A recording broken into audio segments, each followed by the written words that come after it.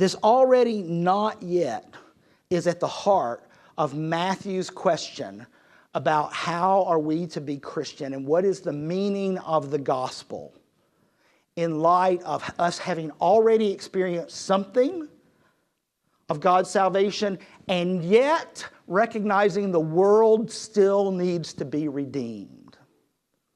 We're not simply talking about mission work in the sense of converting people to Christianity. We're talking about overturning the evil structures that keep some people in states of suffering and others in states of surplus. It is a radical political, social view of the gospel. Now that doesn't mean individual forgiveness and those kinds of things aren't important themes in the gospels too. Right? I'm not saying it's either or. I'm saying it's all and. And the problem is we've let this one go by the side an awful lot. Even in churches where themes of social justice are lifted up a lot, it's usually not eschatologically raised up. I want to argue that this tension of the already not yet is the very clue to how we interpret all that eschatological language in the New Testament. Now, the early church literally expected, I think this is across pretty much whole groups, literally expected Jesus to return and God to radically transform the world. So they understood most of that language literally when we find it in the New Testament. But they didn't understand it only literally. They also understood it metaphorically. I think all of this eschatological language in the New Testament, especially as we get to Matthew and from Mark, is experiential language. It is a description of what it means to feel this tension of the already not yet. To be someone who celebrates the love of God we have in our lives and to be utterly dissatisfied with the state of the world at the same time. That is what it means to be Christian. And if you don't have both of those, you got some work to do. But how do you live? I mean, that's schizophrenic. You got to figure out a way to deal with that. So my argument is that this futuristic language in the New Testament is really language about the present. It's really about my experience in the present when we talk about it metaphorically. So let me see if I can offer a metaphor I often use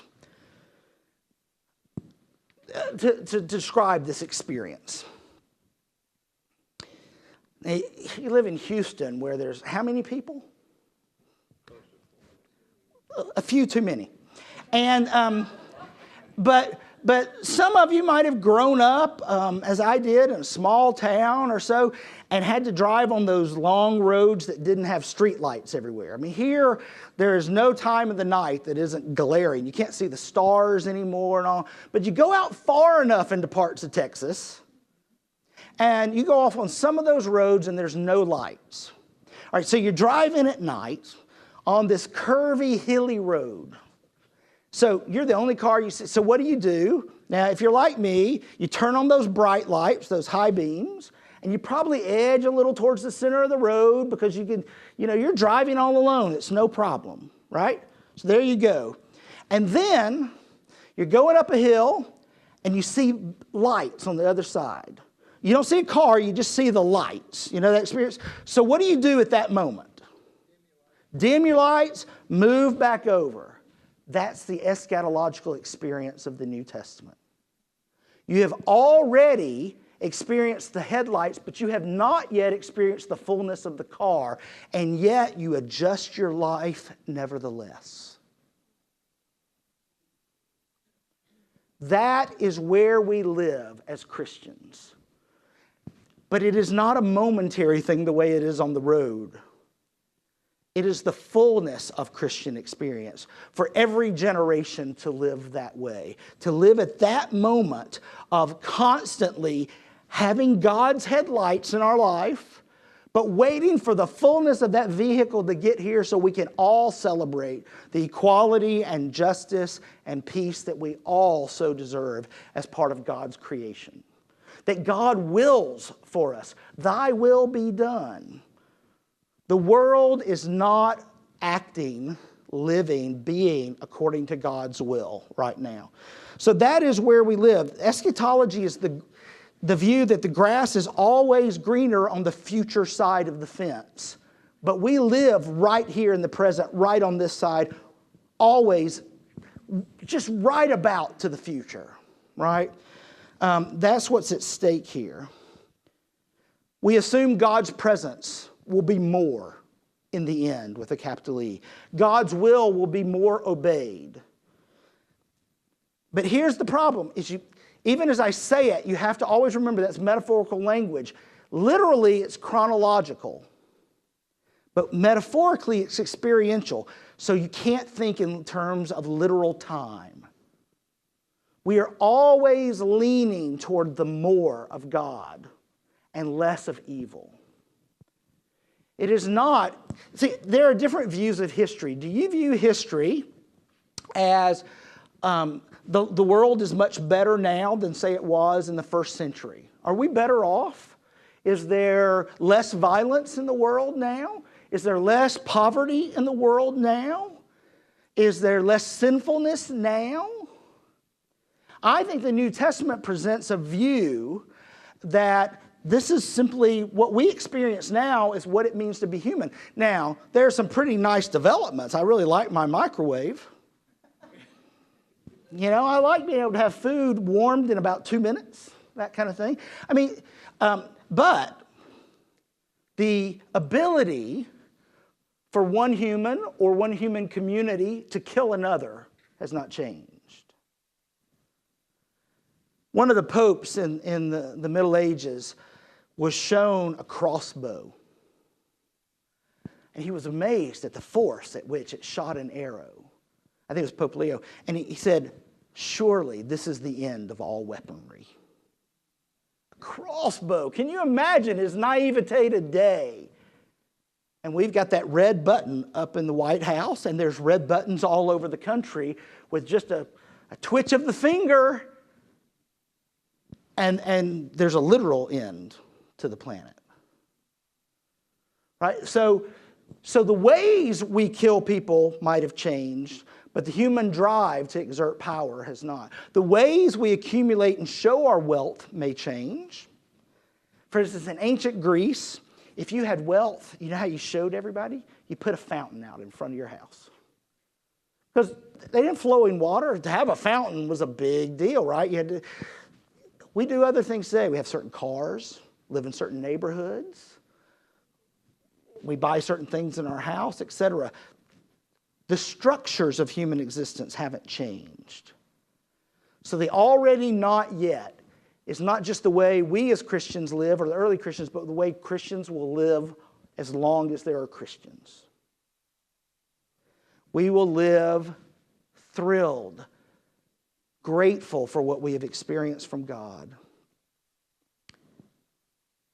and angry and disappointed at the state of the world in light of that. People who can be satisfied with the world and say, well, that's just the way it is, haven't experienced the fullness of God's grace in their individual lives. Those two things go together.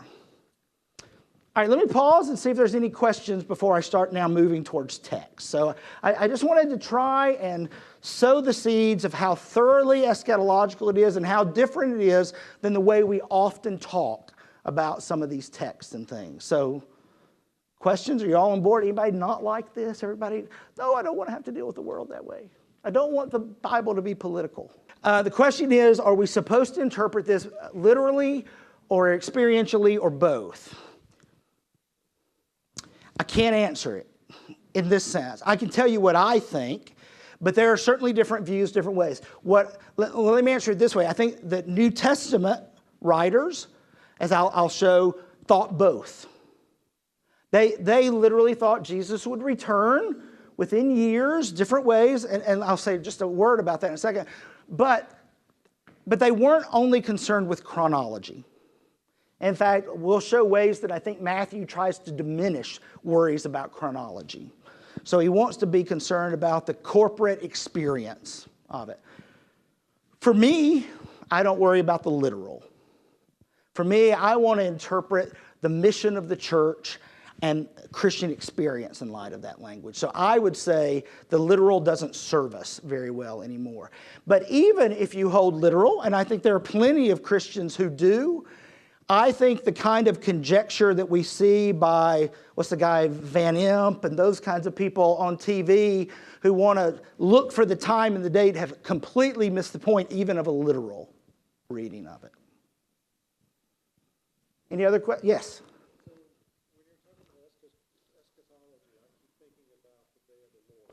Yes. Yes. They absolutely are. So the day of the Lord is an eschatological term. God's judgment will come, etc. So eschatology is not new in the New Testament. What is new is those kinds of ideas about God bringing God's kingdom are now interpreted in light of the Christ event. Especially the resurrection, but not just that, and the promise, the ascension, the promise that Jesus will return. So that messianic view makes it a radical difference. But you're exactly right, especially the prophetic tradition in the Old Testament is an eschatological, apocalyptic tradition. Now, different prophets deal with that in different ways and emphasize it in different ways. But the way prophets worked were to look at the socio-political state of the world and interpret it theologically, which often meant, what have we done wrong for this to have come up in this way? And how can we hope that God will come and redeem the situation? What must we do? So it's that. So you look at the Babylonians coming in and you assume we've done something and this is part of God's judgment. We don't hold necessarily all those same views of God acting in those ways now, but it's thoroughly eschatological. You're exactly right. And the day of the Lord language shows up some in the New Testament. It's quoted and all, but more of that's translated into the coming of the kingdom or the return of the Son of Man, the Son of the human one. I'm not. So the question is, and I'll tell you why I'm not, in a way, although we can, but why I haven't.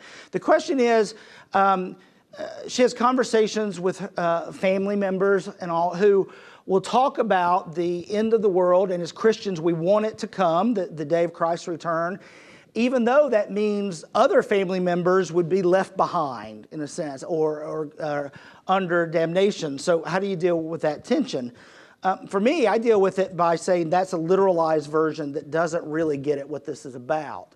It is very much a psychological sort of communal issue that I do take seriously.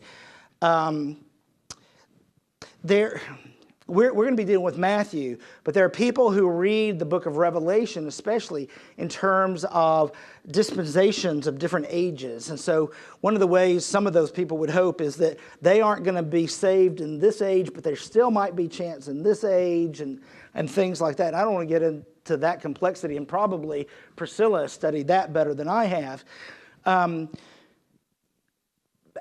But any Christian hope for a literal end in that way should always be, I think, if it's going to be faithful, an expression of hope, not of us judging those darn others who deserve to be condemned. I mean, it's extremely interesting that some evangelical Christian communities send so much money to Israel, for instance. Because one of the big reasons some conservative strains of Christianity support Israel so much is this eschatological, literal view. So the chosen ones have to be in a certain place. And of course, then the flip side of that is they assume those who don't then convert are going to be damned. But we got to have them there so we can get where we want to be. It's a complex system of thought some have created. And I once asked a Jewish scholar, I said, what do you do with the fact that you're taking money from these people that you know in the long run see you as damned? He said, still money. So, I mean, they're very aware of the way this game is played in different worldviews. My concern is that I think that talk gets us away from the more powerful experiential offering the New Testament has for us. If we sit around and speculate about the time when and what's it going to look like and who's going to be included and who's not and all that kind of stuff, that gets away from us having absolutely any responsibility for the not yet. And I think the New Testament is very concerned with us dealing with the not yet. It's very aware that we can't get rid of it. That is not an excuse to not deal with it. So let's talk about New Testament views just a little bit to back into this. Let me talk about the Gospels first. So Mark was probably written around the year 70-ish, right there somewhere. And the reason most scholars think that is because that's the year the temple was destroyed. The Roman Empire squashed the Jewish revolt. And one of the ways you kept a people from revolting again was to kill their God, right? Symbolically.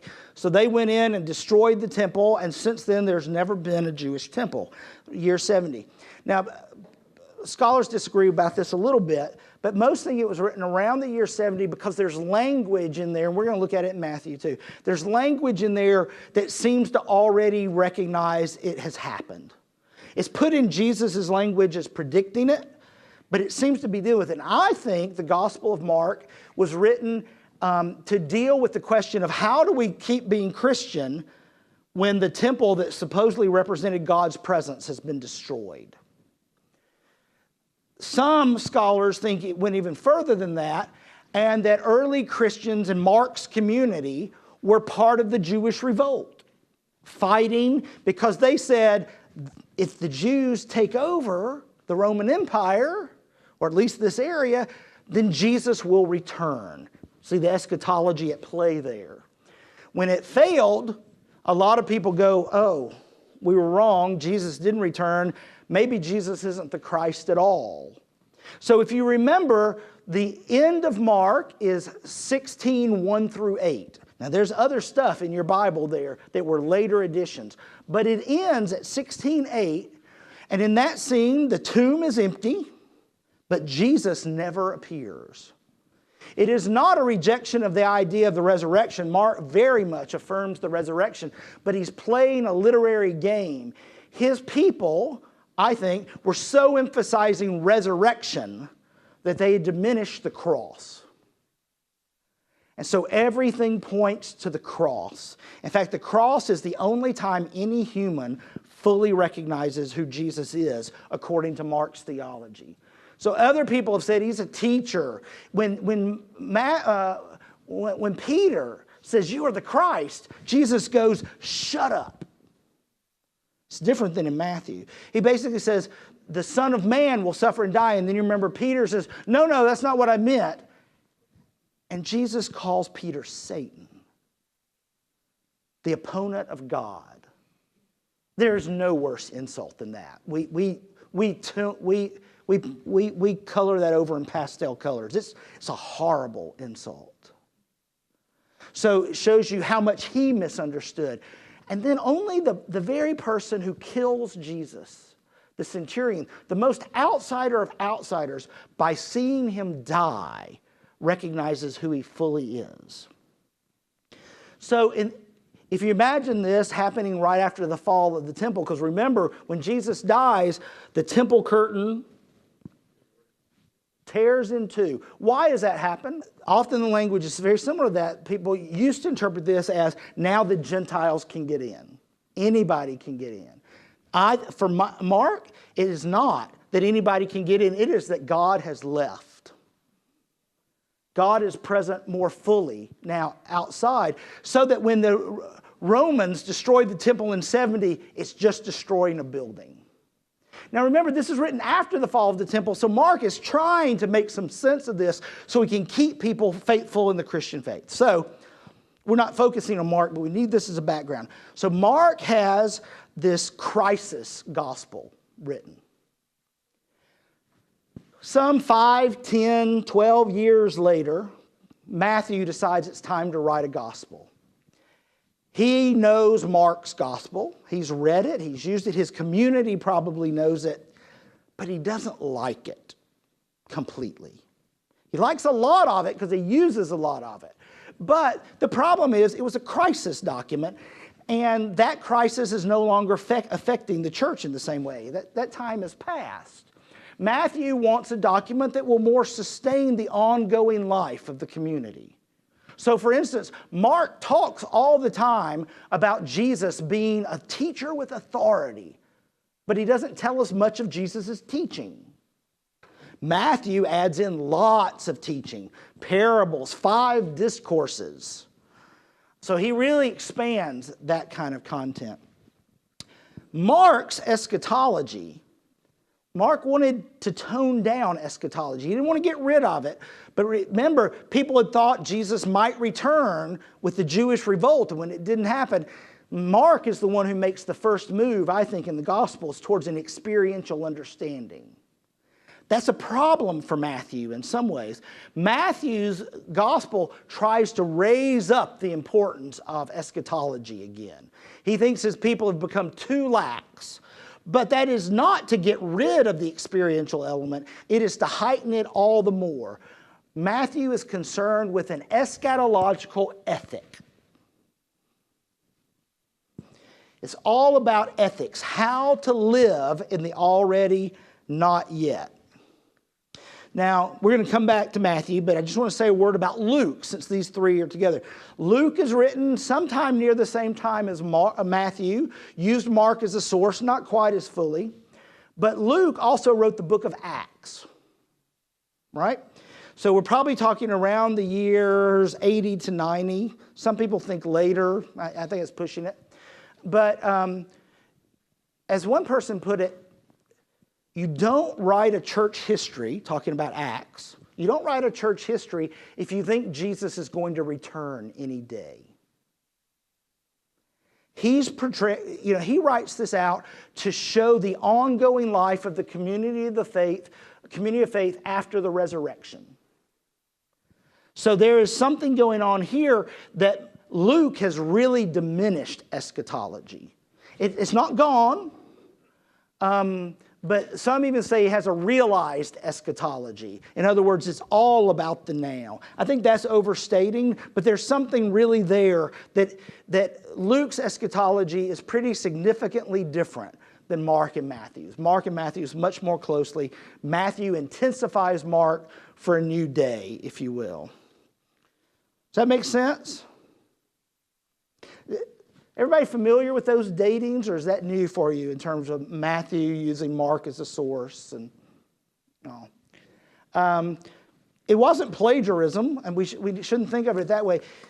Luke starts his gospel by saying, I've read many narratives about Jesus. I've done a lot of research, and now I've put together my research. Matthew doesn't say that, but Matthew could have. He's writing for his own community at a serious day.